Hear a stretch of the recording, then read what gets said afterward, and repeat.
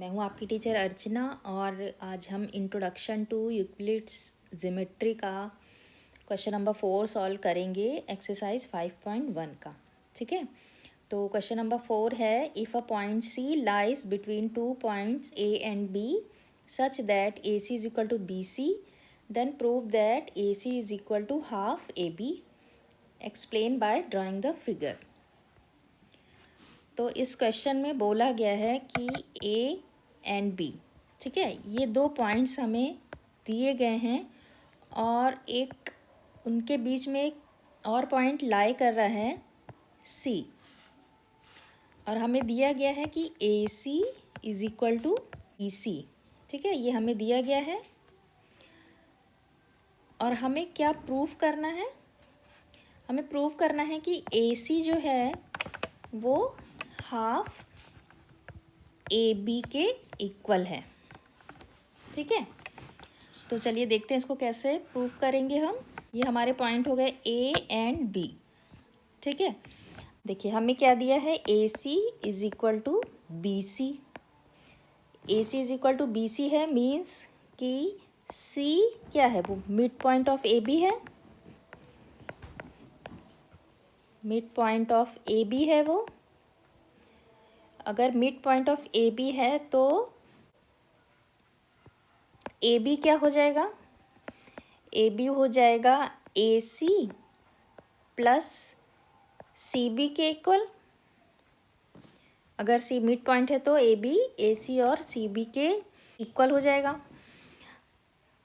और A C is equal to B C दिया है तो हम ए सी और सी बी सी क्या है, ए सी के इक्वल है तो हम इसको भी ए सी मान सकते हैं। ठीक है, तो ए बी क्या हो गया, 2AC, तो हम यहाँ से ए C is equal to 1/2AB कर सकते हैं।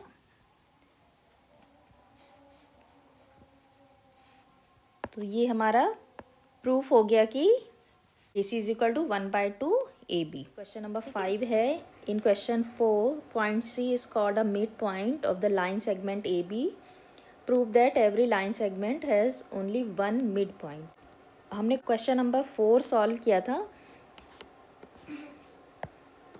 जिसमें ए एंड बी एक लाइन सेगमेंट था और सी उसका मिड पॉइंट था।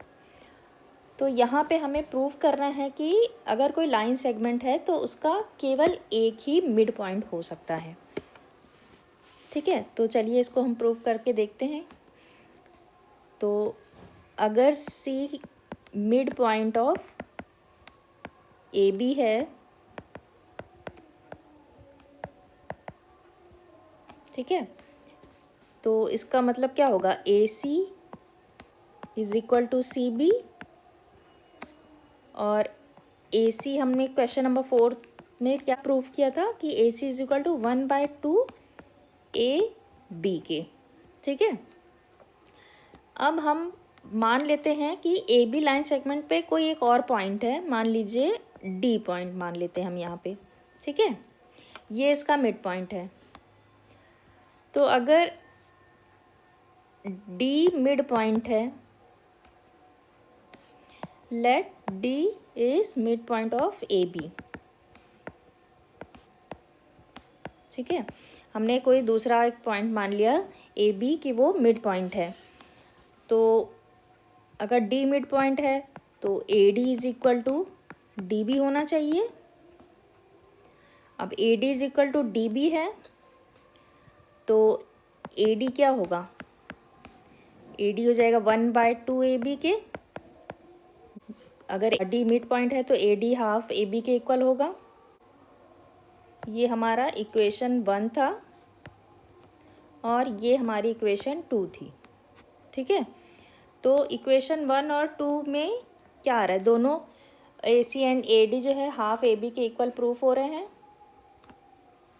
इसका मतलब हुआ कि hence A C is equal to A D के।